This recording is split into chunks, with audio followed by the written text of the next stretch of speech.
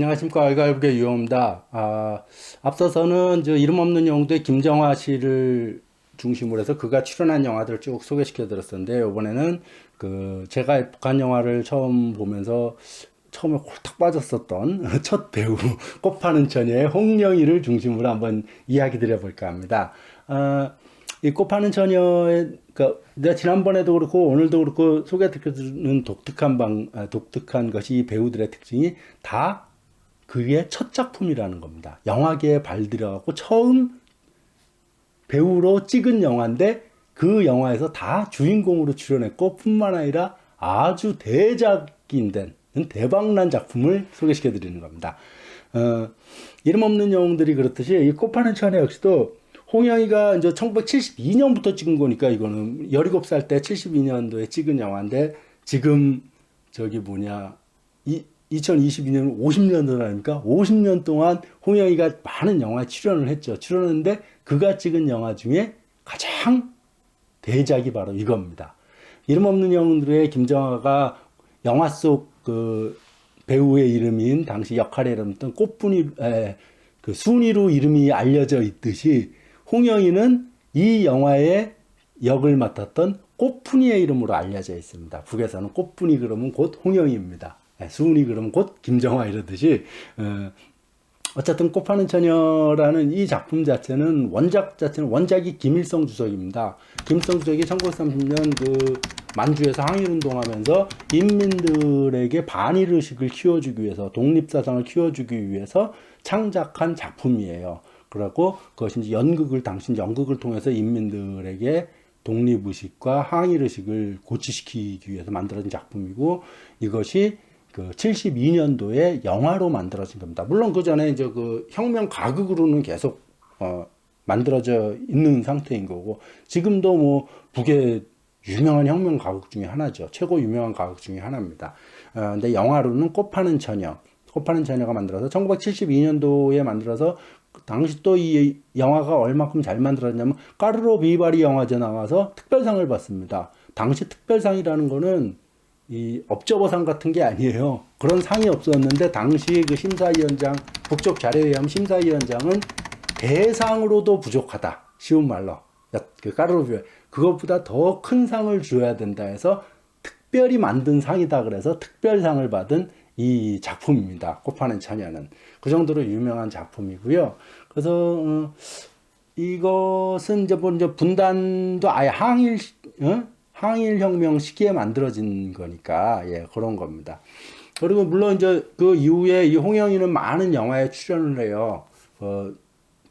유명한 배우인데, 80년에는 14번째 겨울이라는 영화에 출연하는데, 14번째 겨울은 현재 농업연구소 소장인 백설이 씨를 원형으로 한 영화입니다. 백설이 씨가 처녀 때 60년대예요. 이게 80년대 만들어진 영화니까, 최소한 그것보다 14년 전 14번의 겨울을 보냈다는 소리도 14번째 겨울이라는 거는 14년 동안 연구한 농업 우량 품종을 개발한 백설이 씨를 영화화한 겁니다. 그래서 이 백설이 씨가 이제 당시 젊은 나이에 연구사로 농촌 산골에 들어가서 이걸 연구하고 결혼도 못하고 14년 동안 그냥 내내 이것만 연구해서 성공시킨 그래서 참 대단해서 김일성 주석이 극찬을 한 거 아닙니까? 극찬을 하고 북에서 이제 노동당원이 되는 데는 단지 뭐 이렇게 열심히 하고 당성만 있고 이게 아니라 형식적으로는 기존 당원들, 기당원들이 보증을 서줘야 돼요.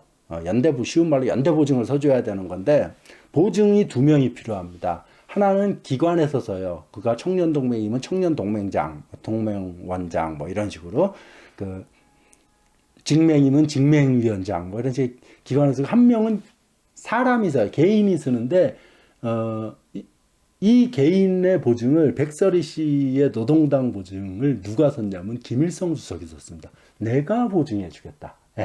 그 정도로 신임을 받은 거죠. 어쨌든 그런 사람이고 그 위에 노령영웅이 되고 박사되고 뭐 지금 현재로서는 농업연구원 소장으로 있습니다. 아직도 살아있어요. 살아있어갖고 얼마 전에 김정은 위원장이 백설이 씨 80 생신상을 차려준 그런 뉴스도 나왔어요. 그러니까 80세가 넘은 거겠죠. 이제 갓 그런 거고요.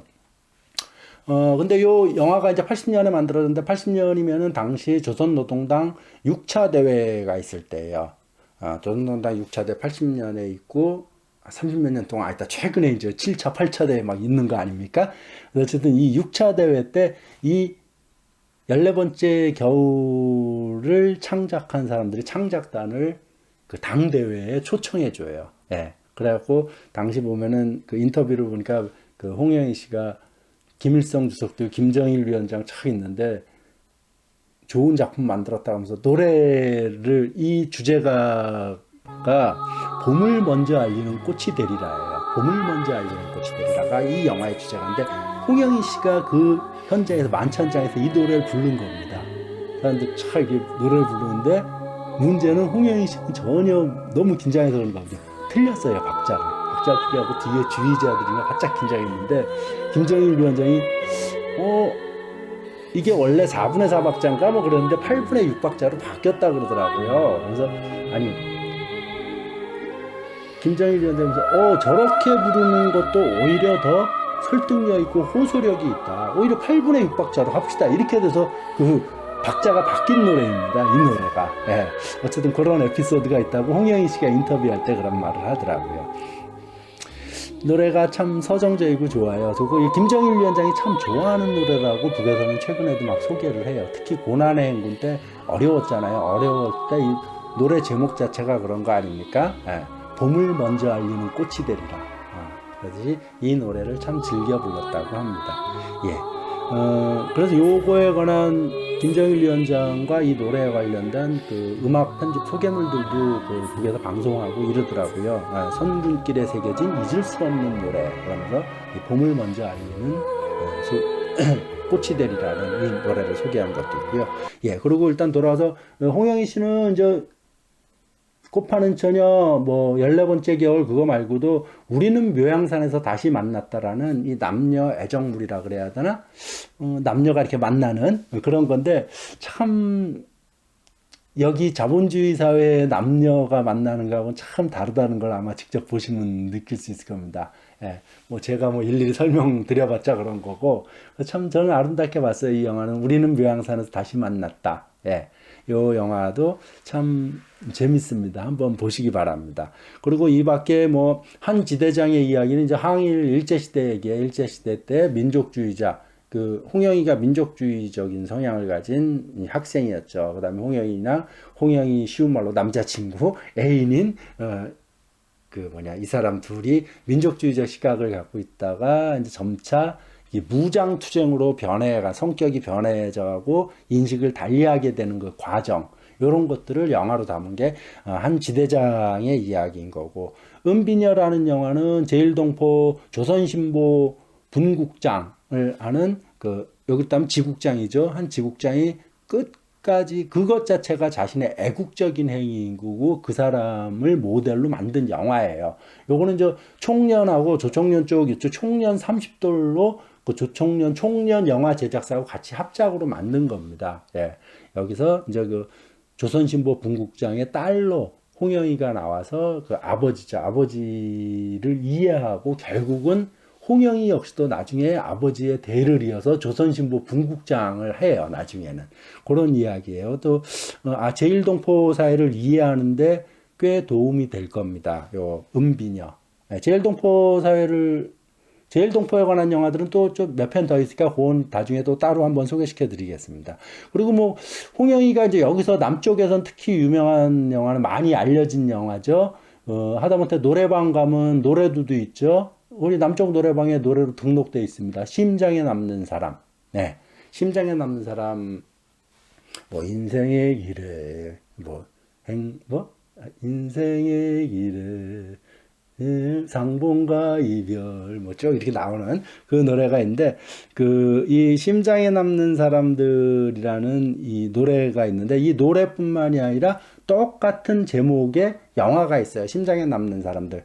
명동 타이어 공장 당 비서를 원형으로 해서 만든 영화인데, 여기서 홍영희가 취재 기자 형식으로 가서 타이어 공장의 사장을 보고 쉬운 말로 심장에 남는 사람이다. 이런 내용입니다. 이 영화도 참 괜찮아요. 이 영화를 보면 당 비서의 생활이 저런가 보다. 그 당 비서는 이제 영화 속에서는 호랍인데 그 아이들이 이제 밥 해먹고 그 당시 어려워갖고 뭐 연탄 그 받아갖고 자단 생활하는 거 아빠는 이제 당 일한다고 바깥에 돌아다니고 뭐 이런 것들 어쨌든 당 비서의 생활들 당 간부들의 생활이 저런가 보다. 물론 그 영화 한 편으로 모두를 보편화할 수는 없지만은 한번 그런 걸 엿보는데 도움이 될 겁니다. 예. 그리고 뭐 이 밖에도 많은 영화들이 있는데요. 뭐 설풍경, 귀한 일본 여성편 그런데 그 귀한 일본 여성편은 그 유튜브는 한데 구해볼 수 없어. 저 북한자료연구센터 같은 데 가서 봐야 돼요. 6부작 영화고 그 일본 제1동포들이 갈 때 이 조선인만 간 게 아니죠. 결혼한 사람들, 일본 사람하고 결혼한 사람들 같이 합의하면 같이 간 경우들이 몇 있거든요. 그런 귀한 일본, 그러니까 남편 따라간 일본 여자가 주인공인 그런 내용입니다. 예, 그런 거고, 설풍경은 약간 좀 코믹하다 그래야 하나, 어느 식당에서 벌어지는, 약간 그 경이극적인, 그래서 이제 그 식당이 좀 더 인민들의 입맛에 맞게 더 인민 중심적인, 그런 식당이 되도록 하는 그런 뭐 재밌는 가벼운 그런 영화예요. 예. 어쨌든 이렇게 홍영희를 중심으로 해서 그가 처음 출연한 꽃 파는 처녀부터 시작해서 그 꽃 파는 처녀 이후에 쭉 그가 출연했던 영화들 이런 것들을 간단히 소개시켜 봤습니다. 예. 이 정도로 정리하겠습니다. 감사합니다.